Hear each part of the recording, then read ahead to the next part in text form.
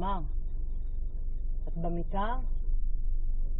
אני עוד 5-6 דקות יגיע, אני אתקשר אלייך, ותבואי עם העגלה בחוץ השחורה, אם את רוצה. את רוצה?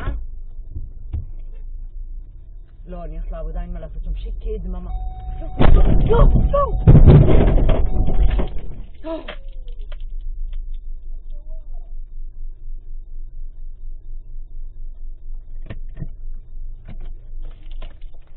הוא רואה שאני יוצאת, הוא נדחף, הוא רואה שאני יצאתי מהחנייה. רגע, מה, אתה לקנות פה ימינה שם? לא. אני רוצה, את ראית שיצאתי חיכי? אבל מה זה? אבל ראית שאני... לא יצאת, אז יצאתי. אני לא נכנסתי.